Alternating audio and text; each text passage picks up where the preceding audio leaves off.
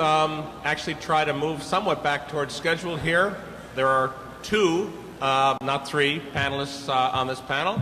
We've got some very interesting things to show. First off, Sergey Brin, co-founder of Google, with some very interesting show and tell. Sergey.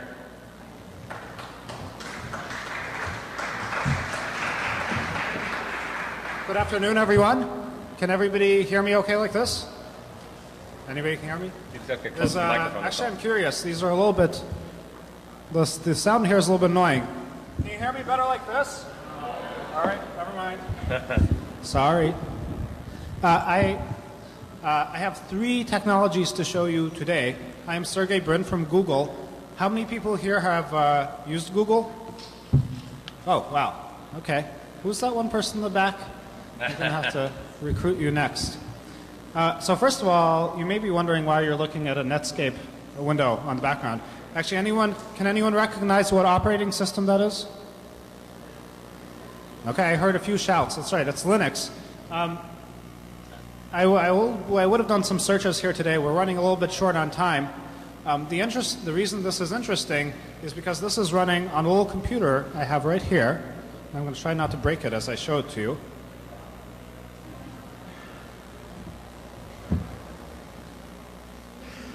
Can everybody see this? Whoops. Actually, I just disconnected the power. That's a little bit sad. No, I didn't disconnect the power. We're just changing video. Never mind. So anyway, the computer itself is actually even smaller than you see here. Most of these are the connectors. And I'm currently going to shut it off and disconnect it from its connectors. So the Netscape you saw running was running on this computer right here. You guys can see it on the camera, or you can just see it right up here. Okay. So this comes from a little company started by a friend of mine called Tiquit, TIQIT.com. And the point is that pretty soon everybody's going to have a PC in their pocket. So that's why I find that interesting. Now, I'll tell you what Google is doing with mobile devices. Has anyone here used Google on a mobile phone? On a WAP phone? Okay, we have a few hands. Now, Google employees aren't allowed to raise their hands, so we have even fewer hands.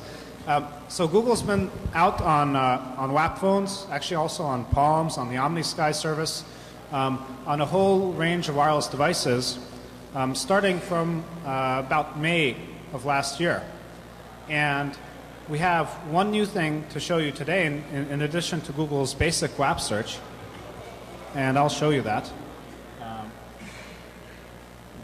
So one important thing, and if I can get the camera on here, when you do a WAP search on Google, you actually get the whole web.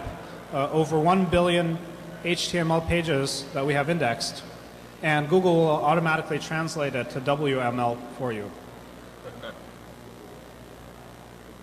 Oh, I guess I was too thirsty. So we actually give you over 1 billion pages available on a WAP phone.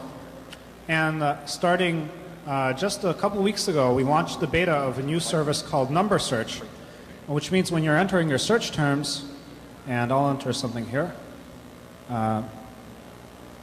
Here you can't see right now. But I only hit each key once, and I get numbers showing up on the display, and then I do the search, and Google will figure out the best results for your search. So you don't have the annoying, have any of you used WAP? Anybody been irritated that you have to hit the key, like 5 times, and then wait 5 seconds, and then hit the key again 5 times? So you don't have that anymore. And I don't know if you can read this at all. I just searched for Sprint. All I had to type was 777 468, which it's very easy when you type it here, just like dialing a 1-800 number. And I got the Sprint results, whereas typing SPR on a WAP phone normally is extraordinarily difficult. It could cost many hours of therapy to get over. So anyway, this is another thing we've been working on. This is available at mobile.google.com. So if you go there on your WAP phone, you'll be able to search the whole web. You'll be able to use the number search features. It's in beta right now.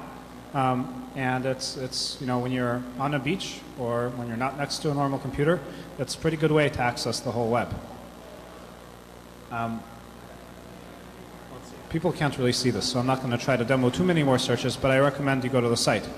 Finally, for mobility, the last piece of technology that we are working on at Google Labs, because to be mobile, you not only have to have wireless connectivity, but you have to be able to get around.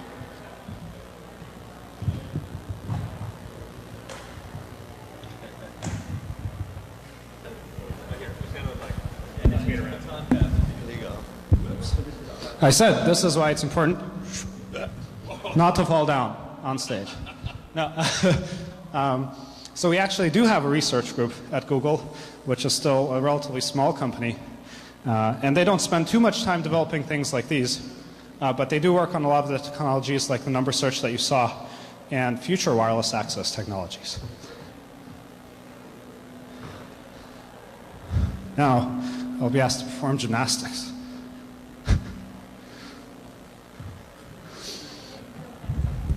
Yeah, sadly there's no easy. The question everyone is, how do you make it go back in? And sadly, it requires leaning on something, unless you're really well balanced. So I will use the table here.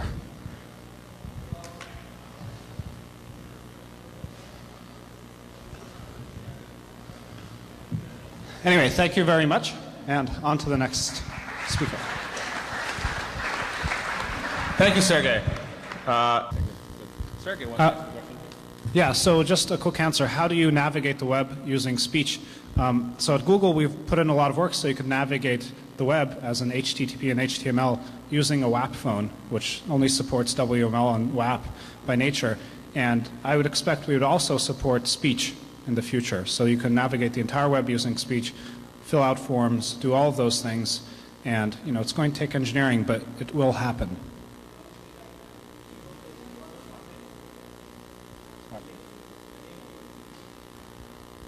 So the question is, how do you actually specify which link do you want to go to and so forth? I mean, I imagine you're going to, the links always have names if you see links, so saying them out would work.